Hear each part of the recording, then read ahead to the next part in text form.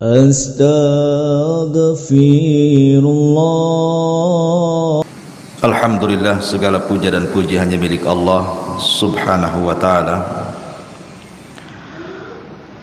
Salawat dan juga salam kita hadiahkan kepada Rasul kita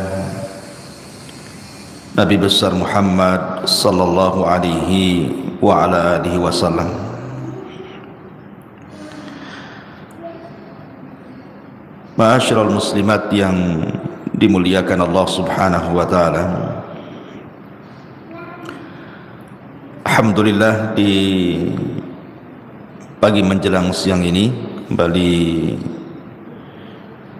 kita bisa duduk untuk bertalabul ilmi.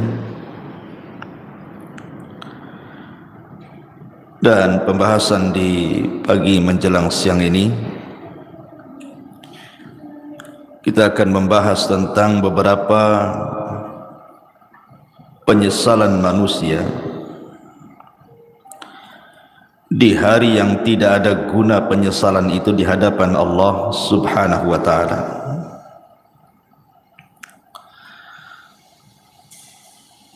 Ma'asyiral muslimat yang dimuliakan Allah subhanahu wa ta'ala, apa saja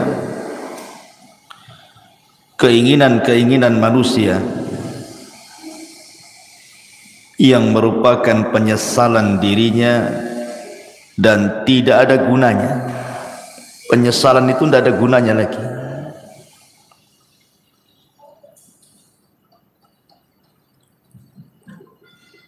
Kalau kita lihat di kehidupan kita ini,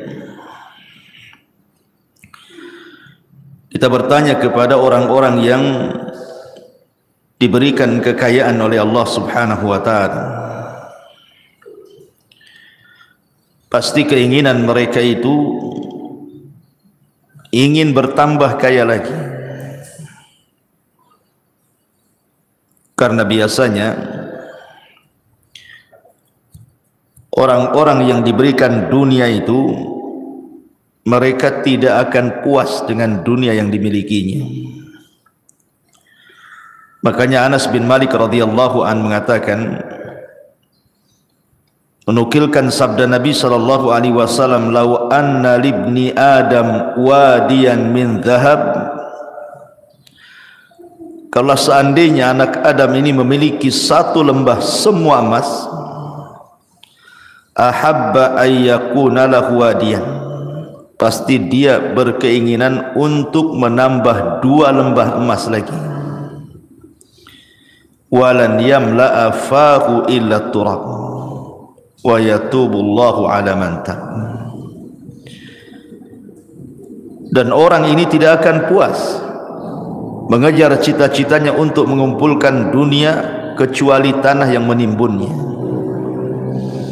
Kalau sudah ditimbun tanah, baru tahu, barulah dia menyesal. Ma'asyiral muslimat yang dimuliakan Allah azza wa jalla, setiap manusia itu pasti akan melewati padanya sakaratul maut. Tidak ada satupun manusia pasti akan melewati yang disebut dengan sakaratul maut. Karena Allah subhanahu wa ta'ala mengatakan, wajaat sakratul maut bil haqq dzalika ma kunta minhu tahid. Dan akan datang sakaratul maut, dan itu sebuah kebenaran. Itulah yang membuat manusia lari padanya.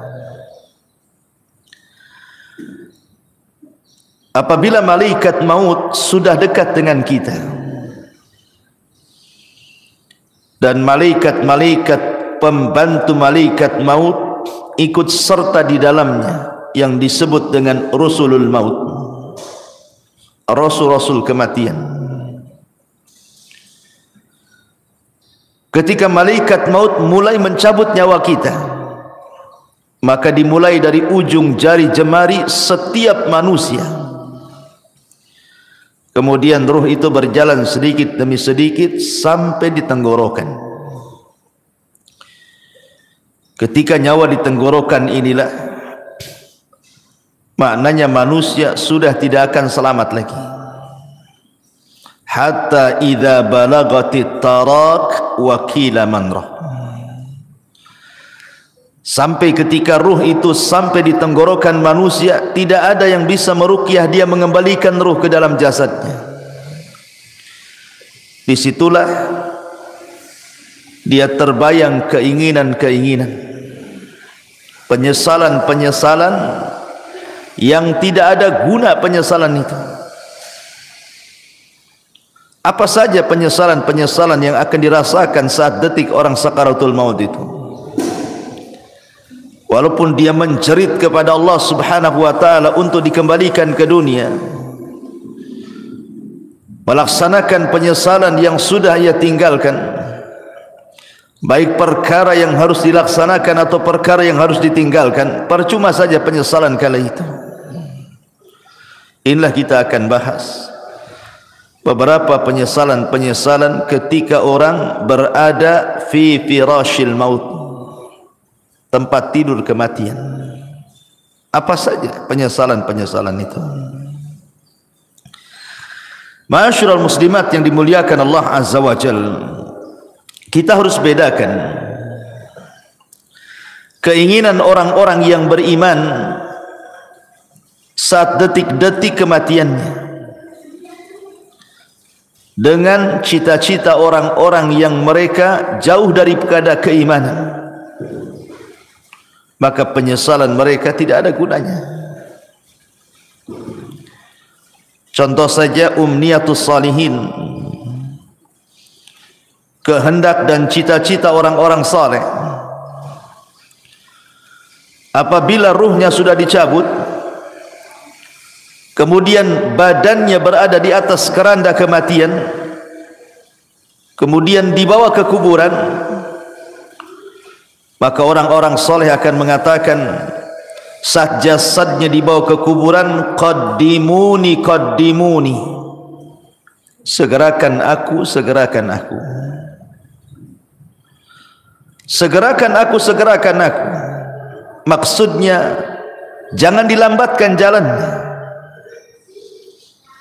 supaya cepat dikubur, karena dia tahu di hadapan dia ada nikmat yang luar biasa. Tetapi kalau dia orang fasik, orang jahat,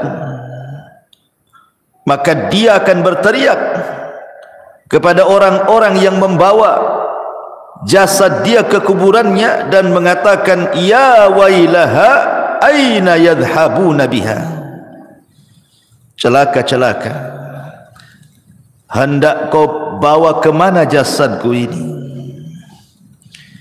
Dia pun berteriak-teriak, tidak ada yang mendengar selain makhluk-makhluk di luar manusia dan jin. Ma'asyiral muslimat yang dimuliakan Allah Subhanahu wa taala, apabila seorang yang beriman betul-betul sudah dimasukkan ke dalam kuburan, kalau dia meninggal karena mati syahid, maka dia akan meminta kepada Allah Subhanahu wa taala untuk dikembalikan ke dunia. Untuk apa? Untuk berperang kembali dan mati syahid kedua kalinya, dan itu kemuliaan baginya. Makanya Jabir bin Abdullah radhiyallahu an pernah menceritakan saat kematian ayahnya Abdullah ibn Haram. Jadi saat kematian Abdullah ibn Haram, Jabir bin Abdullah ini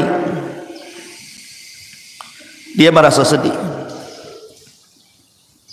Bagaimana tidak ayah tercintanya satu-satunya harus mati syahid di Uhud. Kemudian sambil memeluk ayahnya yang sudah tidak bernyawa itu, maka Nabi SAW mengatakan, ya Jabir, tabki aw la tabki, wallahi ma kallama Allahu ahadan qat min wara'i hijabin wahiyan abaka fakallamahu kifahan bila turjuman. Jabir, menangis ataupun engkau tidak menangis, sungguh Allah Subhanahu wa taala tidak pernah bicara pada siapapun di balik tabirnya secara wahyu kecuali bapakmu. Bapakmu diajak bicara oleh Allah tanpa penerjemah,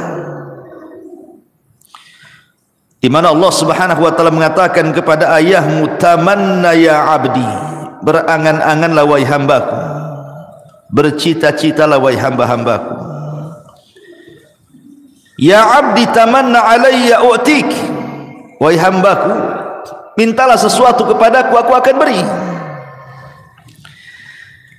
Maka ayahnya Jabir, Abdullah ibn Haram, mengatakan, ya Rabb tuhyini fa'aqtulu fika thaniyatan, hidupkan aku kembali ya Rabb, supaya aku bisa berperang untukmu kedua kali, dan aku bisa mati syahid kedua kalinya. Tapi Allah Subhanahu wa taala mengatakan, innahu qad sabaqa minni annahum ilaiha la yarji'un. Tidak mungkin wahai Abdullah, orang yang sudah mati itu hidup lagi. Kemudian Abdullah ibn Haram mengatakan, kalau begitu sampaikan kepada orang-orang yang masih hidup akan posisiku di hadapan. Maka Allah Subhanahu wa taala turunkan ayat, wala tahsabannal ladzina qutilu fi sabilillahi amwatan bal ahya inda rabbihim yurzaqun.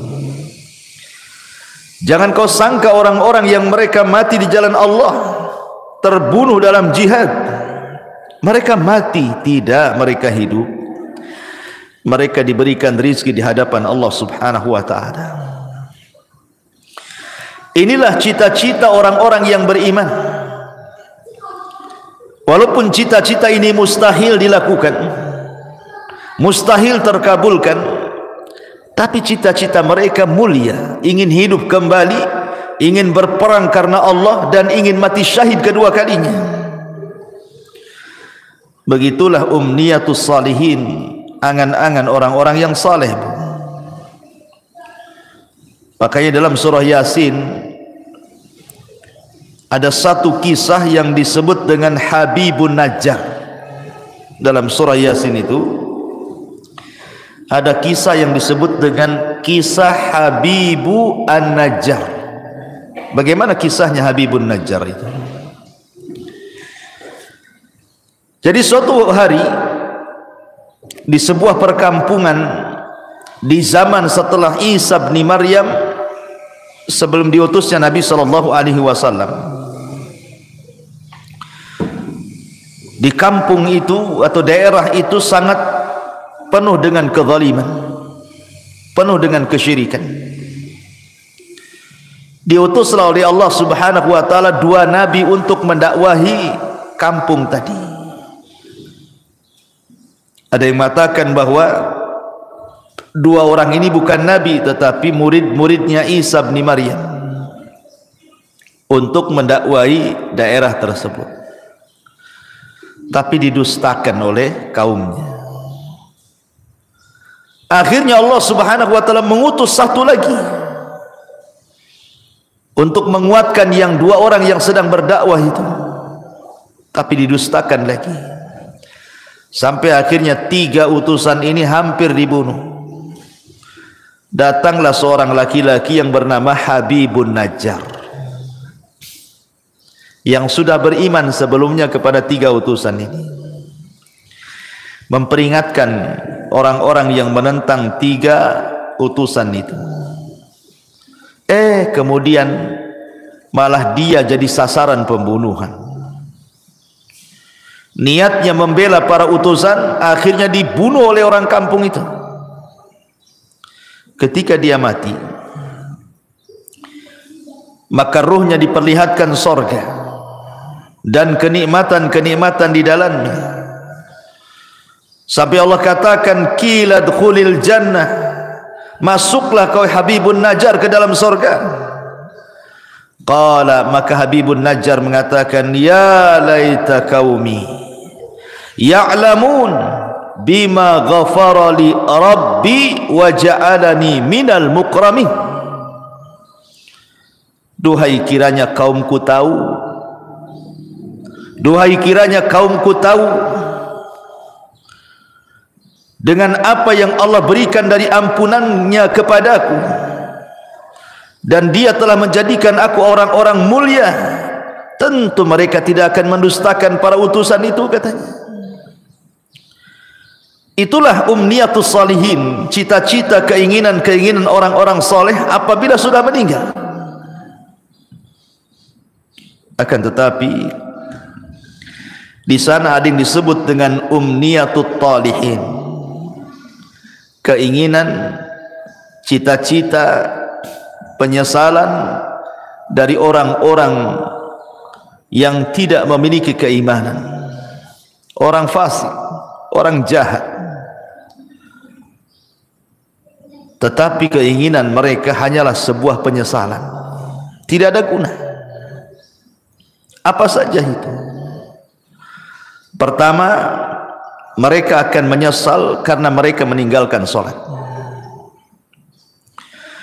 Orang-orang yang sedang sakaratul maut ataupun orang-orang yang sudah mati, maka mereka akan menyesal kenapa ketika mereka masih sehat, masih hidup normal, mereka meninggalkan sholat. Ini yang akan jadi penyesalan orang-orang yang sedang sakaratul maut itu. Kenapa dulu aku meninggalkan sholat? Sampai-sampai disebutkan dalam hadis Abu Hurairah radhiyallahu an, suatu hari Nabi SAW lewat di sebuah kuburan. Kemudian Nabi bertanya, man sahibu hadal qabri? Siapa yang dikubur di sini? Rasul bertanya kepada para sahabat, siapa orang yang dikubur di kuburan ini? Maka para sahabat mengatakan, fulan wa fulan, fulan dan fulan wahai Rasul. Maka Nabi SAW mengatakan, rak'atani ahabbu ila hadha min baqiyati dunyakum.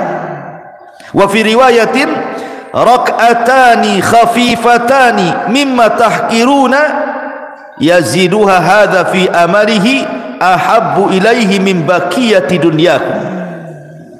Kata Nabi, 2 rakaat lebih dicintai orang yang ada di kuburan ini dibandingkan dunia yang kalian miliki.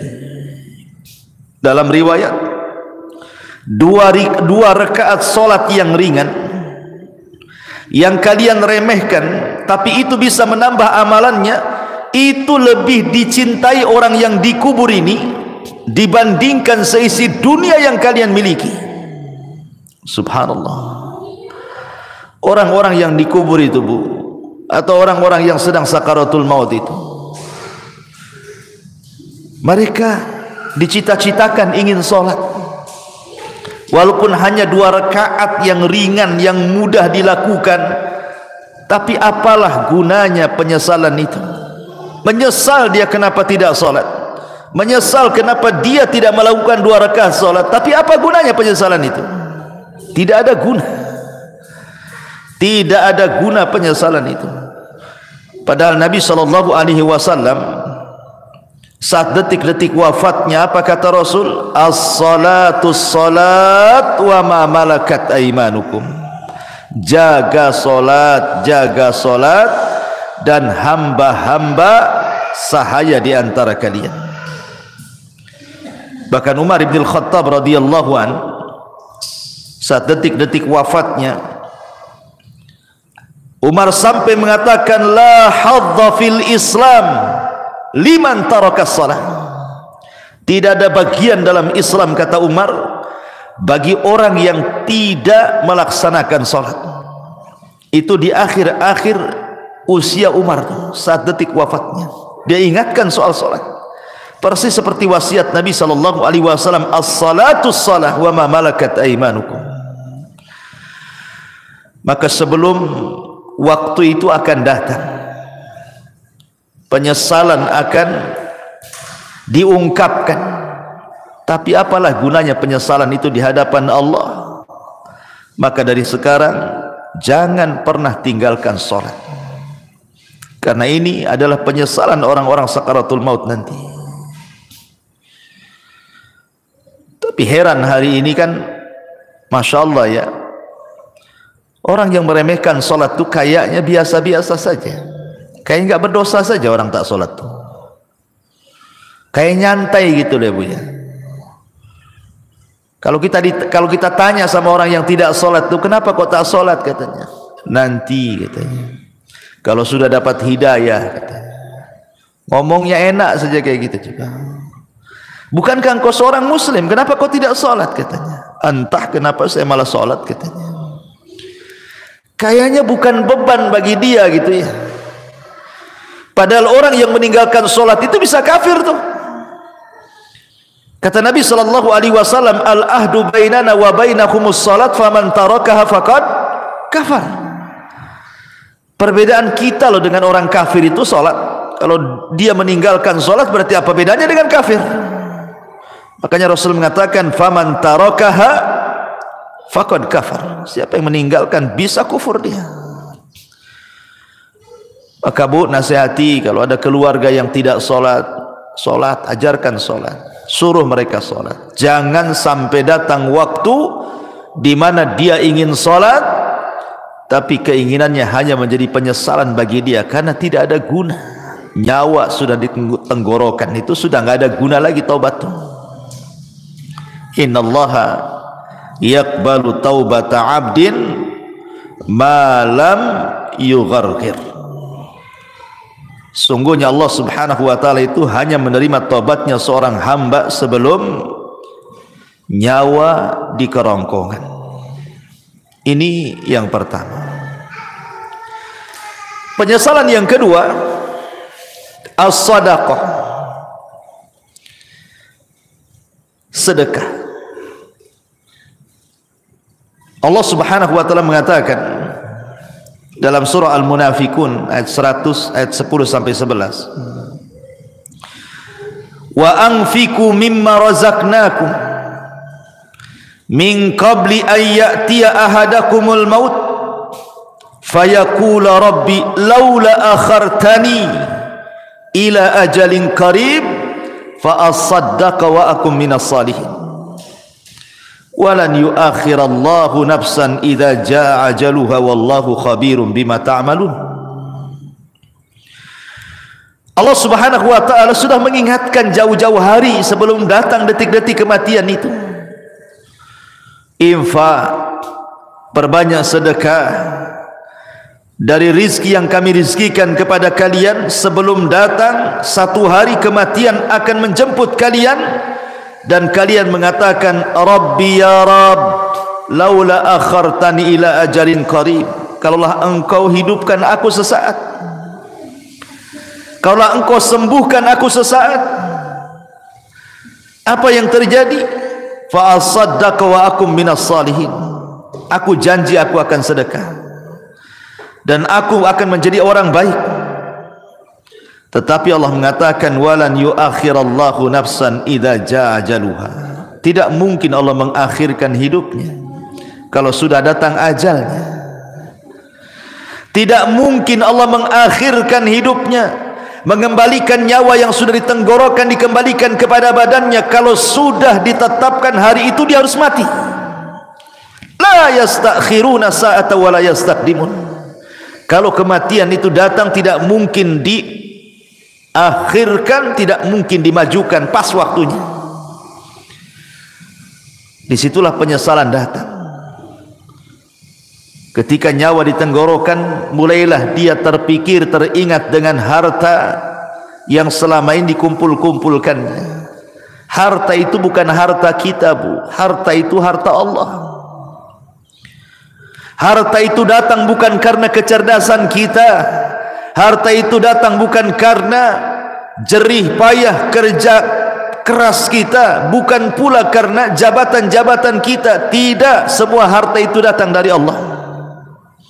Makanya Qarun ketika mengatakan innama utituhu min ilmin indi, harta itu datang karena kecerdasanku, Allah katakan fa khasafna bihi wa bidarihil arda, kami tenggelamkan si Qarun dan seluruh kekayaannya. Ya, karena kekayaan itu bukan milik Qarun, kekayaan itu milik Allah. Semua kekayaan itu milik Allah, tidak ada secuil pun milik kita. Allah hanya minta sedikit dari harta kita itu. Allah tidak minta banyak seperti zakat. Allah hanya minta 2,5% dari 85 gram emas itu. Tidak banyak. Apalagi itu harta bukan harta kita, harta Allah. Tetapi karena manusia zuyyina linnasi minasyahwat, dihiasi syahwat-syahwat dunia inilah, akhirnya dia bakhil. Dia baru tahu setelah nyawa di tenggorokan, baru dia sadar, kenapa dulu aku tidak sedekah? Laula akhartani ila ajalin qarib fa asaddaqa wa akum minas salihin. Kenapa aku tidak sedekah ketika aku sehat? Maka bagi anda yang Allah subhanahu wa ta'ala limpahkan rizki yang luas, dengan mudah anda mencari rizki itu tanpa ada kesulitan. Itu nikmat yang besar yang Allah subhanahu wa ta'ala anugerahkan kepada anda.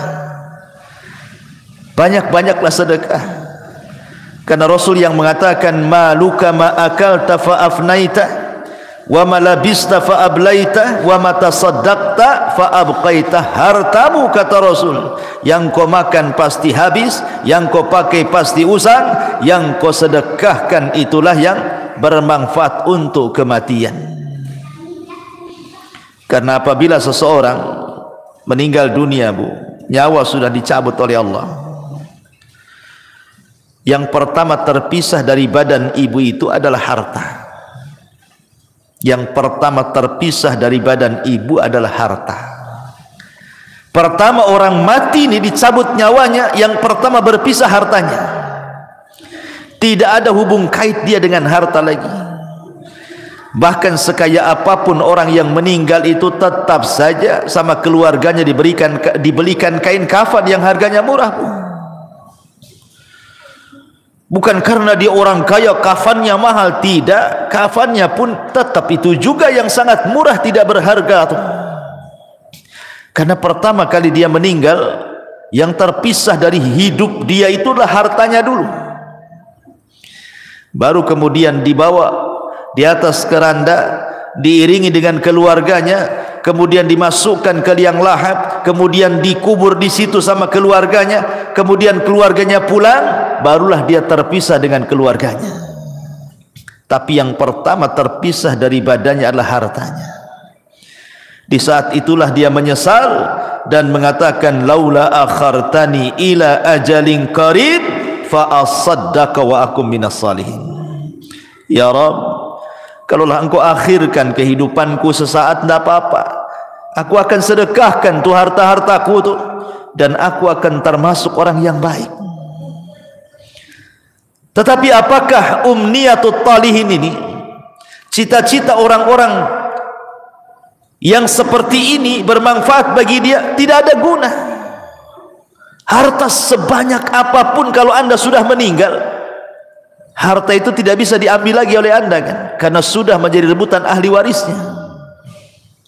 Kenapa ketika kita masih hidup kita tidak sedekah? Ketika sudah mati baru kita teringat sedekah. Itu namanya penyesalan yang tidak guna, Bu. Penyesalan yang tidak ada guna bagi dia. Percuma penyesalannya. Ini yang kedua, sedekah. Yang ketiga, al-amalu salih, beramal saleh. Allah subhanahu wa ta'ala berfirman dalam surah Al-Mu'minun ayat 99 sampai 100. Allah mengatakan hatta idza jaa ahadahumul mautu qala rabbirji'uni la'alli a'malu salihan fima tarak kalla innaha kalimatun huwa qailuha wa min waraihim barzakhun ila yaumi yub'atsun. Hatta idza ja'adahumul maut, apabila kematian datang kepada salah seorang di antara mereka, qala, dia pun mengatakan, Rabbirji'uni, ya Allah, kembalikan aku ke dunia walaupun sesaat, la'alli a'malu salihan, agar aku bisa beramal saleh, fima tarak, terhadap apa yang kutinggalkan selama aku masih hidup. Jadi orang-orang ini, Bu, apabila nyawa di tenggorokan, apabila nyawa sudah di tenggorokan, sudah tidak mungkin diselamatkan, tidak mungkin lagi hidup lagi orang ini, maka dia akan menjerit-jerit dan mengatakan, Rabbirji'uni, Rabbirji'uni, ya Allah, kembalikan aku ya Allah. Untuk apa? La'alli a'malu salihan, agar aku bisa beramal saleh, agar aku bisa beramal saleh. Fima tarak, dulu aku tinggalkan itu. Tapi Allah bantah dengan mengatakan, kalla innaha kalimatun huwa qailuha. Ya Abdullah, mustahil, itu angan-anganmu saja. Mustahil kau dikembalikan, itu angan-anganmu saja. Wa min waraihim barzakhun ila yaumi yub'atsun, karena antara dirimu dan dunia itu ada dinding pemisah yang disebut dengan barzah. Mustahil kau kembali ke dunia. Maka sebelum datang penyesalan yang tidak ada guna itu, Bu, perbanyak amal soleh. Perbanyak amal soleh. Amal soleh kan banyak, baik yang bermanfaat untuk diri sendiri ataupun amal soleh yang bermanfaat untuk orang lain. Sekecil apapun amal itu pasti akan dibalas oleh Allah. Wa man ya'mal mithqala dzarratin khairan yara wa man ya'mal mithqala dzarratin syarran yara. Tapi apalah gunanya umniyatu talihin ini? Kalau sudah detik-detik wafat tiba-tiba mikir amal saleh, enggak ada guna. Enggak ada gunanya. Yang ada dia akan dipertanggungjawabkan di hadapan Allah Subhanahu wa taala. Ini yang ketiga. Yang keempat, orang-orang yang akan menyesal saat detik-detik sakaratul maut adalah ketika di dunia dia tidak pernah membaca Al-Quran. Di dunia dia tidak pernah membaca Al-Quran.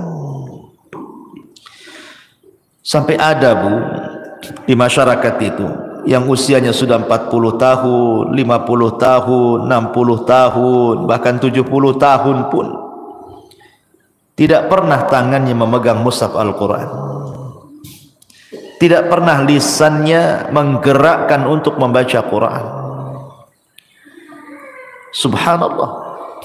Di masyarakat itu ada, dia muslim KTP-nya, tapi sama Quran itu tidak pernah baca.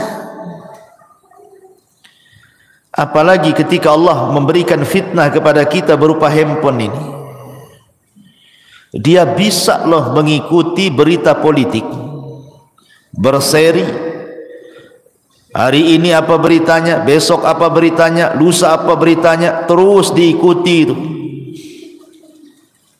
Orang berkasus disidangkan di pengadilan, kita tidak ada hubungan kerabat dengan dia, Bu, diikuti kasusnya. Cemana sidang hari ini, cemana sidang besok, cemana sidang lusa, padahal nggak ada manfaatnya untuk kita tuh. Ibu bukan saudara dia, dia pun bukan saudara ibu. Sibuklah ibu cerita tentang persidangan dia, disibukkan hari-hari. Belum lagi yang nonton kuliner tuh, diikutilah itu. Apa nih hari ini dia masak apa nih, besok masak apa, lusa masak apa gitu. Atau artis tertentu yang suka mamer-mamerkan kekayaan itu, Bu, diikutilah blognya itu, jadi subscribe-nya lagi, langganan dia. Wah, ini baru ngupload nih si Atris ini, Apalah gunanya ibu dengan artis itu? Nggak ada guna kan? Manfaatnya apa? Dia yang kaya, ibu yang nelan ludah yang nengok di handphone itu kan, nggak ada guna tuh. Ngapain ngikut-ngikut kayak gitu itu? Coba kalau nggak ditonton artis itu, bangkrut juga dia. Jangan ditonton, nggak akan dia dapat duit juga. Karena itu sama kan, kalau kita nonton kan habis pulsa kita, itu sama kita ngasih uang sama orang kaya itu.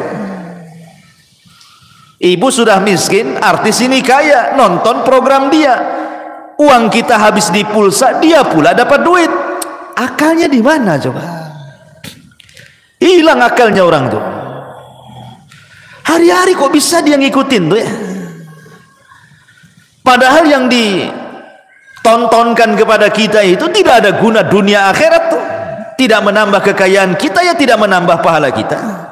Yang ditonton dia sedang pamer-pamer rumah, pamer-pamer kendaraan, pamer-pamer jalan-jalan, pamer-pamer anaknya, pamer-pamer istrinya, suaminya. Na'udzubillah, thumma na'udzubillah. Ittaqillah, bertakwa kepada Allah, bertakwa, takut kepada Allah. Masih ada program yang manfaat di handphone itu. Bisa kita dengarkan mengaji, murotal, ustadz-ustadz ceramah. Adalah manfaat itu. Kalaulah tidak manfaat dunia, manfaatlah untuk akhirat. Ya. Sekarang tidak ada alasan orang tidak mengaji itu, karena sekarang handphone sudah di tangan masalahnya, dan aplikasi Quran ada di dalamnya. Kalau dulu orang nenteng-nenteng mushaf itu mungkin malu.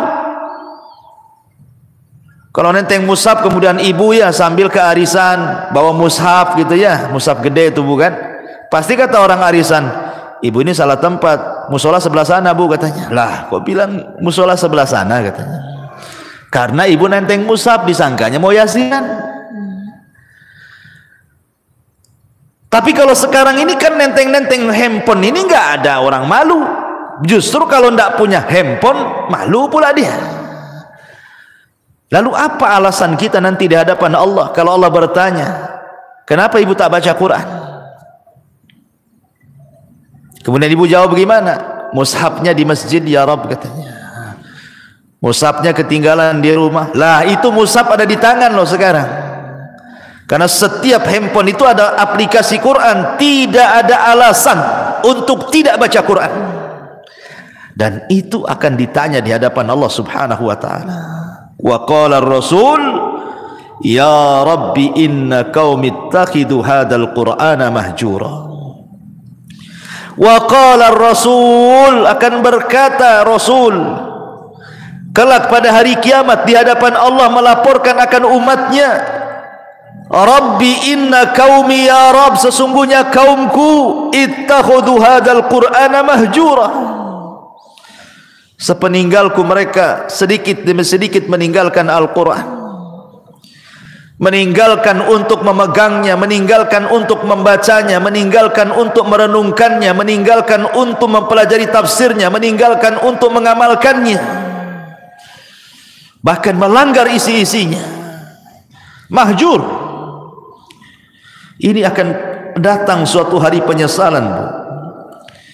Ketika detik-detik nyawa di tenggorokan, maka orang akan teringat dengan Al-Quran. Karena salah satu pertanyaan itu juga Quran itu. Wa ma imamu, siapa pimpinanmu itu? Ikut siapa kamu ini? Jawabannya Quran. Jangan sampai detik-detik penyesalan itu datang dan tidak ada guna. Saat ruh sudah di tenggorokan, tiba-tiba kita berpikir dengan Quran, apa gunanya lagi? Anda sudah tidak bisa baca Quran, Anda saja dibacakan Quran. Orang yang detik-detik wafat itu kan sibuk tuh orang-orang baca Quran. Anda saja ditalkinkan tidak bisa ngomong, macam mana mau baca Quran? Apa nunggu kita tidak bisa menyebut kalimat kecuali la ilaha illallah baru terpikir ingin baca Quran? La ilaha illallah. Jangan.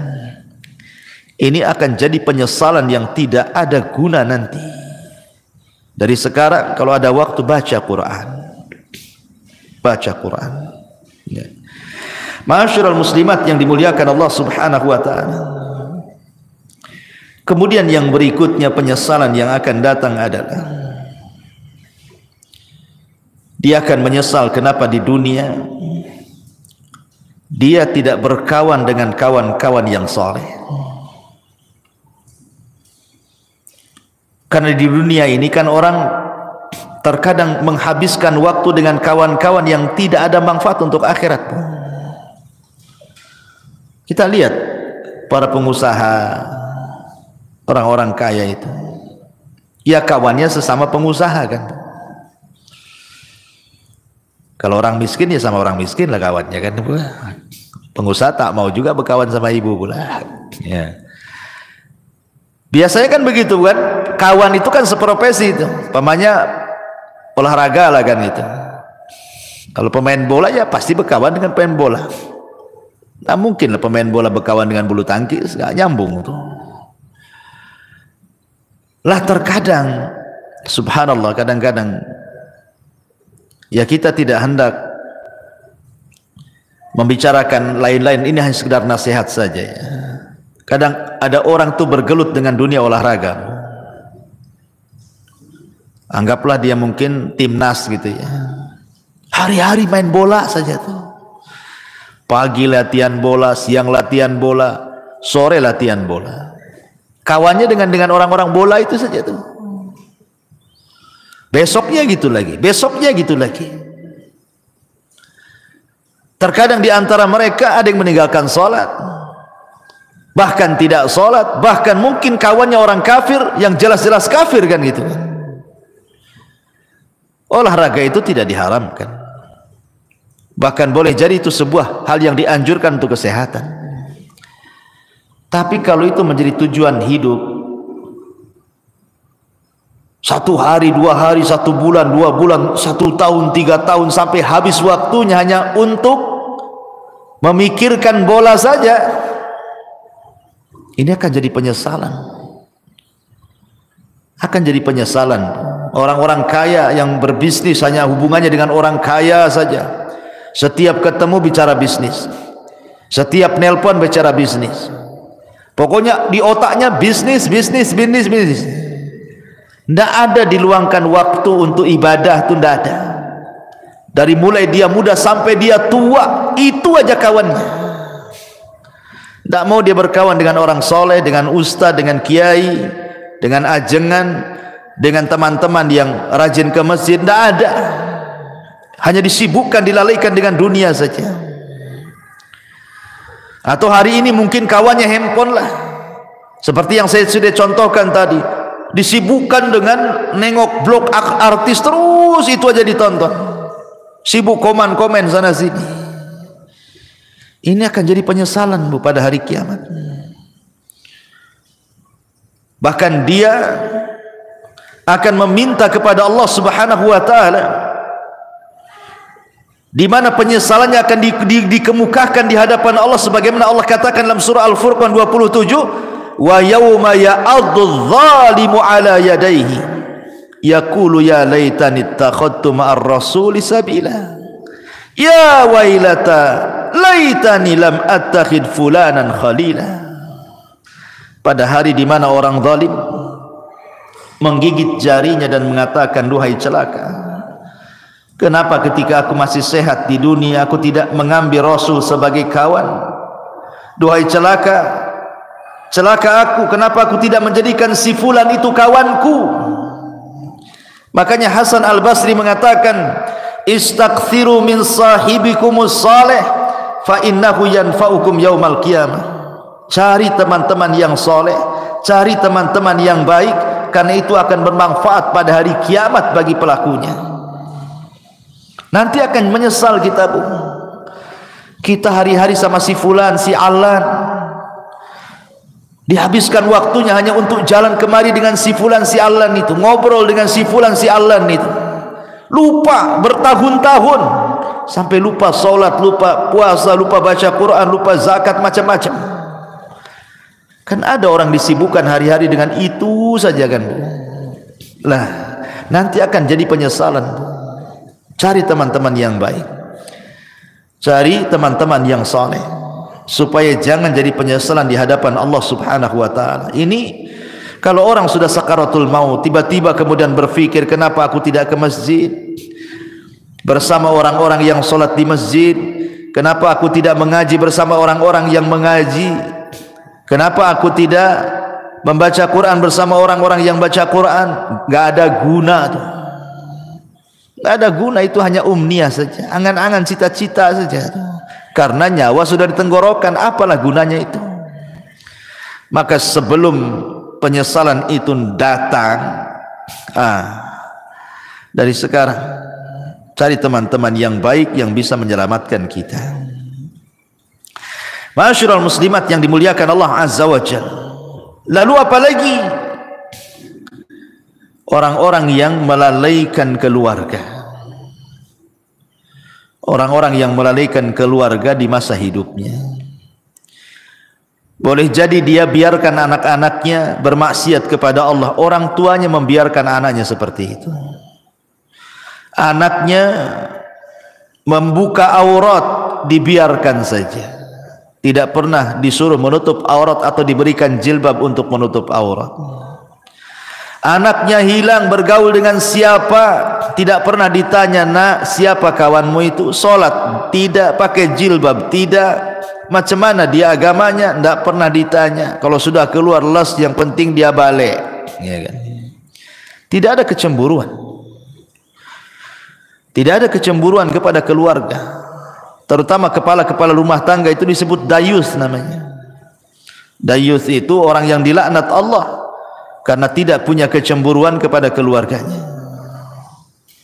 Jangan sampai seperti Allah yang Allah katakan, antakula nafsun ya khasrata ala ma farrattu fi jambillah.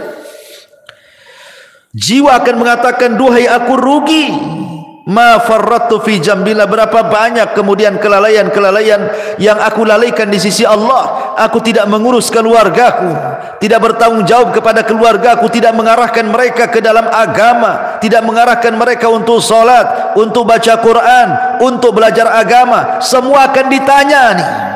Semua akan ditanya dan akan menjadi penyesalan kelak pada hari kiamat. Amanah ini akan ditanya. Ya hasrata ala ma farrattu fi jambillah. Ma'asyiral muslimat yang dimuliakan Allah Subhanahu wa taala. Maka sebelum itu terjadi, arahkanlah orang-orang tua, ibu-ibu, supaya anak-anak itu menjadi anak yang soleh dan solehah. Karena itu manfaatnya untuk kita masalahnya. Apabila ibu sudah meninggal, siapa yang mendoakan itu kalau bukan anak-anak? Ibu sudah tidak bisa beramal di kuburan itu. Ibu hanya menanti doa anak-anak yang mengatakan, Rabbighfirli wali walidai. Ya Allah, ampuni aku dan kedua orang tuaku. Itulah harapan kita ketika masuk kuburan itu, adalah transfer doa-doa ampun dari anak-anak kita. Dan itu tidak mungkin dilakukan anak kecuali kita yang mendidik anak itu dari kecil sampai dia menjadi anak soleh dan soleh, baru dia akan doakan orang tuanya. Dan ini akan jadi penyesalan, kenapa dulu saya tidak didik anak saya. Pernah saya ceritakan kan sama ibu, bu, saya itu waktu di Kijang, Tanjung Pinang sana, saya disuruh untuk memandikan jenazah. Ustaz, bisa nggak mandiin jenazah? Bisa, ada waktu insyaallah. Jadi saya datanglah ke rumahnya, saya mandikan jenazah, saya juga kafani bapak yang meninggal itu, kemudian saya solatkan. Ketika jenazah itu dari rumah hendak diangkat ke musola, karena dekat musolahnya dari rumahnya itu.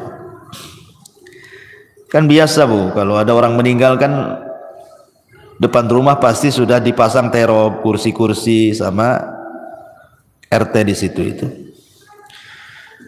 Jadi setelah kemudian jenazah itu di masjid, coba saya tanya, mana keluarganya, mana keluarganya?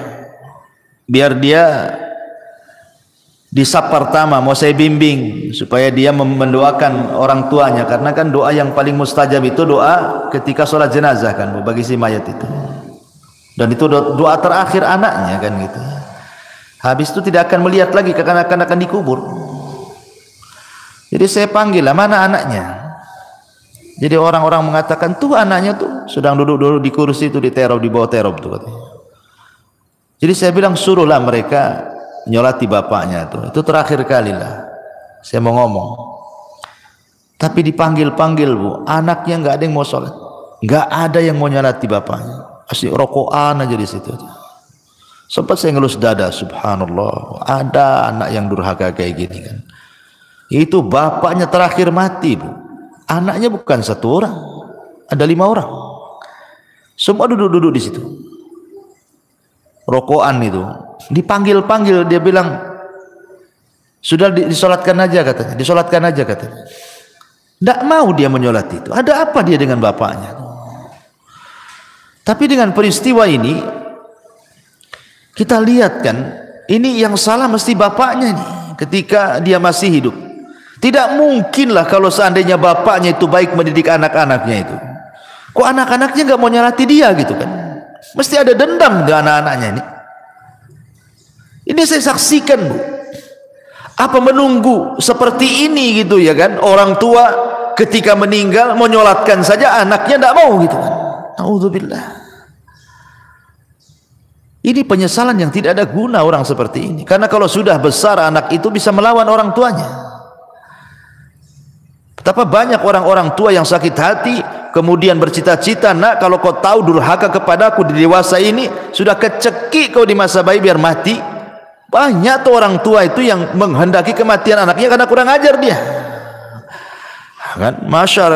Di masyarakat kan banyak yang seperti ini Bu ya. Jadi janganlah kemudian sampai datang pada waktunya tiba-tiba kita menyesal. Ketika nyawa di tenggorokan dia menyesal kenapa dulu dia tidak mendidik keluarganya, tidak mengarahkannya, tidak menasihatinya, tidak menjadikan mereka anak-anak yang soleh dan solehah. Umniyatut talihin, yang seperti ini umniyatut talihin, bukan umniyatus salihin namanya.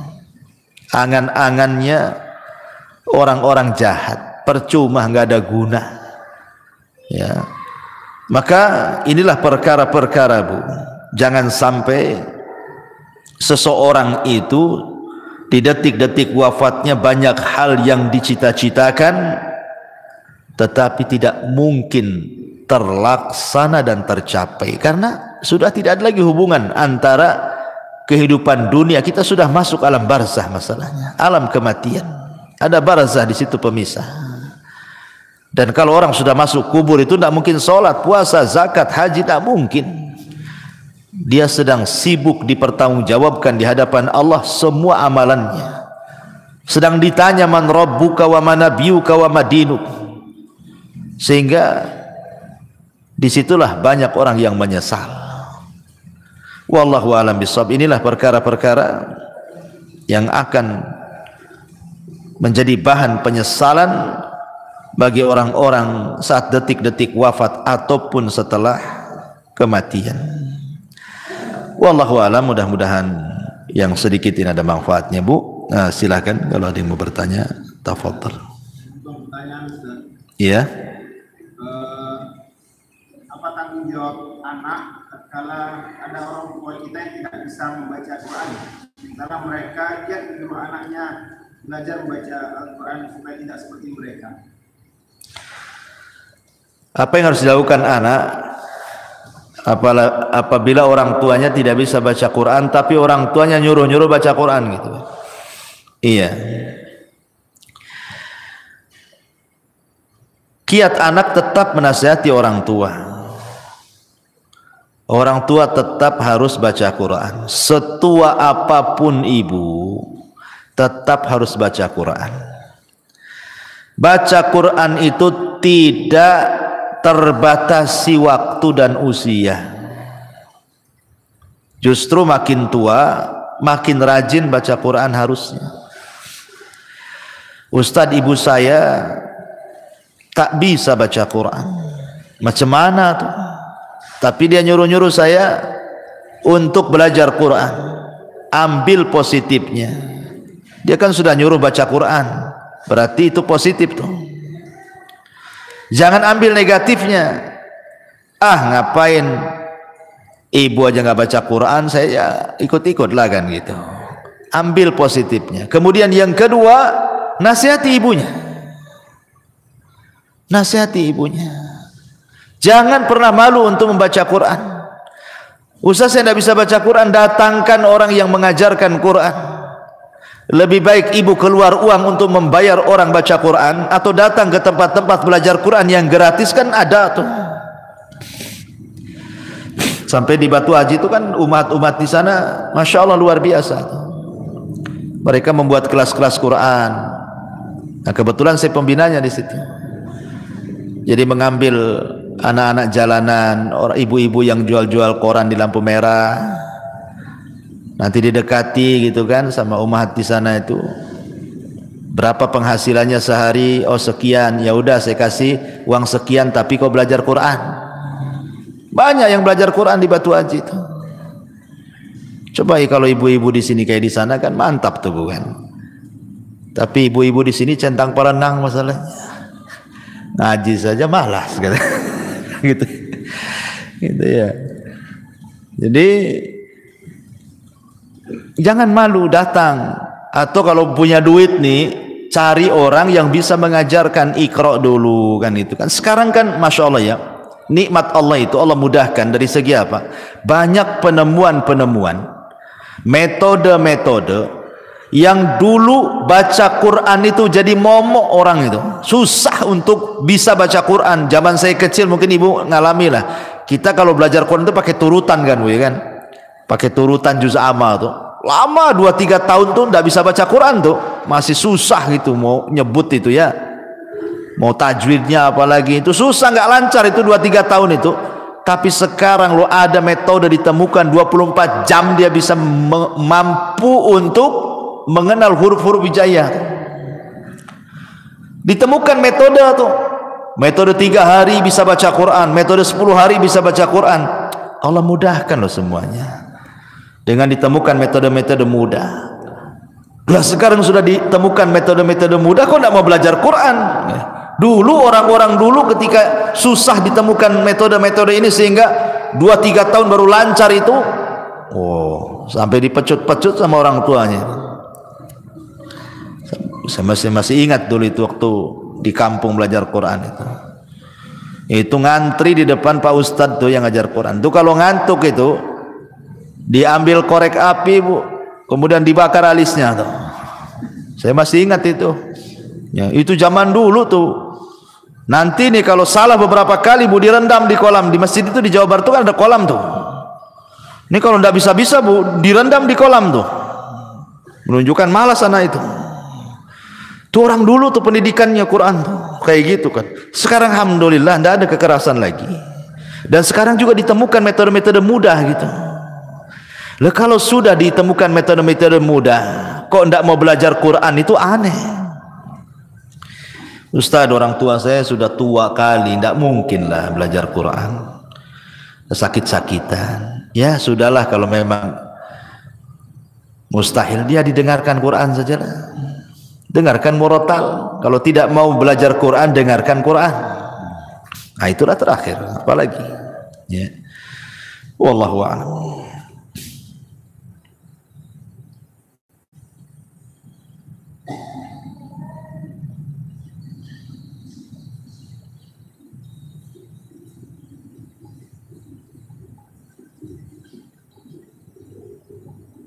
Lagi Bu.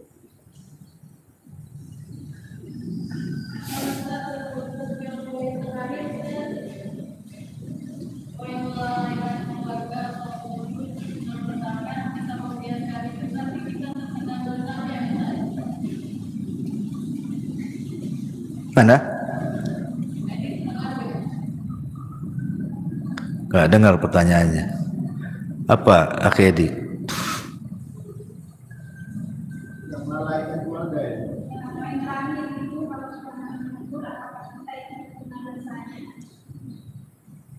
Yang melalaikan keluarga semasa hidup Ustaz. Nah, tatkala kita tidak menegur, apakah kita terkena dosanya? Oh iya, alhamdulillah. Ya kalau seandainya kita bagian daripada keluarga tersebut, ya kita harus menegurnya. Kita harus menegurnya, jangan melalaikan. Kalau kita bagian daripada keluarga tersebut, itu dalam rangka tanasuh wa tawassaw bil haqqi wa tawassaw bis sabri namanya. Saling tanasuh dengan kebenaran. Tegur. Pamannya ibu nih, ya, suaminya cuek-cuek saja gitu kan. Ibu pula yang berinisiatif. Ngomong, tolonglah bang, abang ini kepala keluarga. Ya, arahkanlah anak itu. Saya sudah coba juga ngarahkan anak, tak bisa-bisa gitu kan. Kerja saling mengingatkan, kan memang harus begitu, tanasuh saling mengingatkan. Kadang ada waktu-waktunya lalai, waktu-waktunya lupa, ya harus diingatkan. Atau umpamanya ibu mengingatkan keluarga saudara. Keluarga saudara umpamanya ibu punya adik, sudah berkeluarga lah gitu. Hidupnya jauh dari agama. Ya ibu nasihatilah, dek, janganlah kayak gitu. Ya, sholat. Ya, sekolahkanlah anakmu itu di sekolah-sekolah Islam, gitu kan. Itu bagian tanasuh, walaupun itu bukan tanggung jawab ibu itu. Karena kalau sudah adik atau kakak itu kan sudah berkeluarga, kan sudah beda kamar kan gitu, Pak ya. Ya, tetapi kan dalam rangka tanasuh ya enggak apa-apa, kita sampaikan saja pada keluarga. Itu dalam rangka dakwah kepada keluarga, ku anfusakum wa ahlikum nara. Jaga diri kalian dan keluarga kalian dari api neraka. Ya enggak apa-apa, terus diingatkan saja. Wallahu a'lam. Taib, saya kira cukup. Dah 11:30. Subhanakal bihamdika asyhadu an la ilaha illa anta astaghfiruka wa atubu ilaik. Allah ta'ala. Assalamualaikum warahmatullahi wabarakatuh.